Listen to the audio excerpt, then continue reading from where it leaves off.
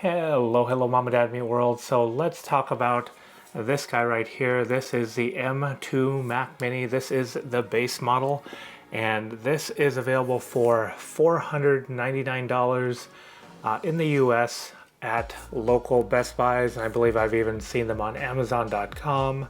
But for $499, this normally retails for $599, and I believe this is one of the cheapest cost of entry, should I say, to get into the Apple ecosystem. So this is Apple Silicon M2 Mac Mini. So this has got the 8 gigs of memory and then 256 gigs of storage. This is their lowest end base model, but for $499, this is even without a student discount.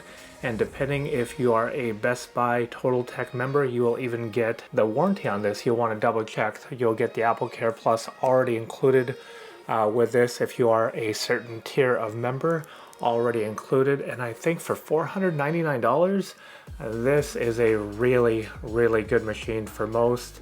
And as you can see here, I don't know if you can see this, but there is a lot of Best Buy sticker on here. We had actually picked this up as open box, and with open box you can save just a little bit more.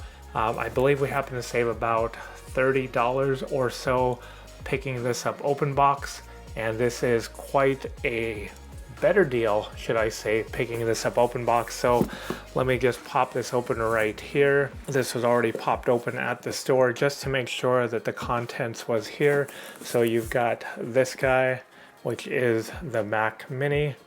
Pull it open if I can without dropping it, and then no paperwork. And then you've got the Apple power cord, which just happened to fall right there. But for that price, it looks to be in pretty darn good condition. I'm not seeing any sort of scratches yet.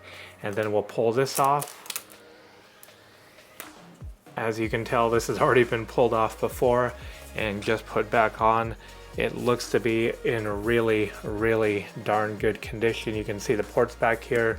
You've got 2 Thunderbolt 3 ports, HDMI, and then 2 USB-A ports along with Ethernet and the power. So that is, should I say, a pretty good array of ports for the machine you are getting.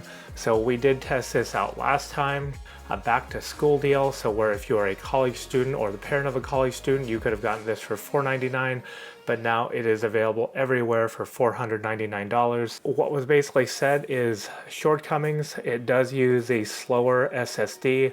It gets read and write speeds of about 1700 or slightly less megabytes per second for read and write, which is not going to be too bad depending on what you're going to be doing. But you do have only 256 gigs of storage, but because of all the ports, you can always piggyback storage, which is typically what I do. When we had our Mac Studio, that had 1 terabyte of storage. We did the very same thing. We had also piggyback extra storage on here, which I would definitely recommend doing. And then the limitations with 8 gigs of memory for multitasking. You've seen the videos all over the internet, 8 gigs to 16 gigs. There is going to be a difference, but depending on what you're going to be doing, I've done some video editing on this. You can 100% do video editing. It's just going to take you just a little bit longer because of the RAM limitation. So just keep that in mind. So the long and short of it is, if you've got an extra display, an extra keyboard, an extra mouse, if you've got that lying around, or if you've got just another Apple desktop, maybe you've got an Intel based Mac Mini that you're looking to replace, this is going to be probably your lowest cost of entry to do so, and this is more than capable.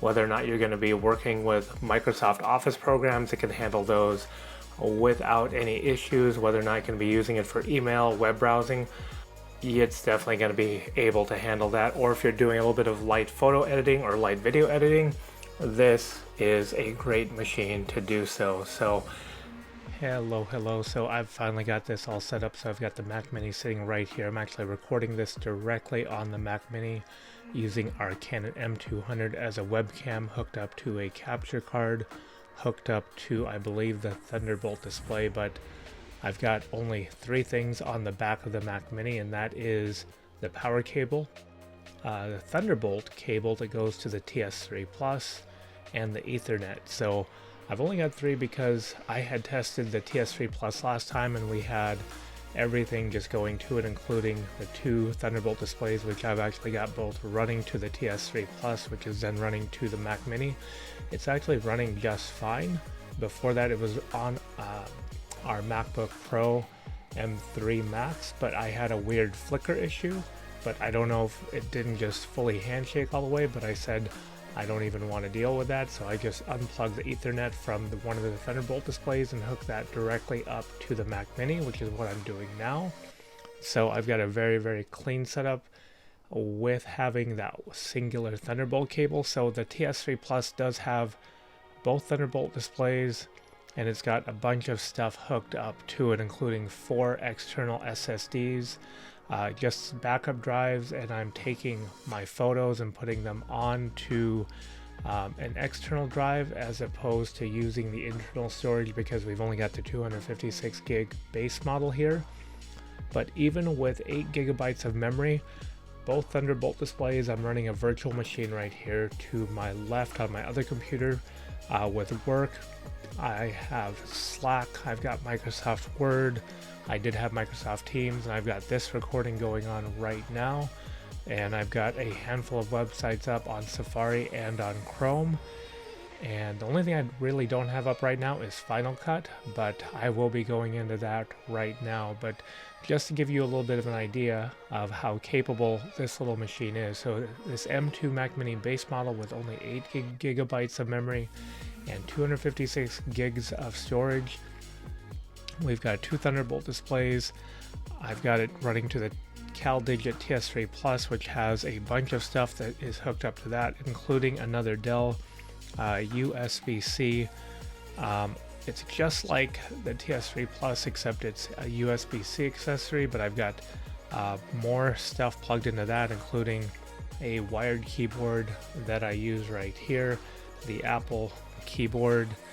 This is the one with the 10-key touchpad here, and then I've also got the Apple trackpad, another wireless mouse that I'm using here, and then, as I said, the 4 drives, an audio interface that is hooked up to this microphone right here, capture card with a camera, and it's driving it all through that M2 Mac Mini and having absolutely no issues whatsoever. So I believe it is all set up, configured, ready to go, but you can do a lot just with this M2 Mac Mini, and it's priced at $499. That is for everybody, slightly less if you can find an open box, and I just think it is a very darn good deal if you are looking at a low cost point of entry to get into the Apple ecosystem and to get your hands on a Mac computer. I believe this is it. So hopefully you liked this video. If you did, please hit the like and subscribe button. It really helps out our channel. And until next time, thanks for watching. Bye for now.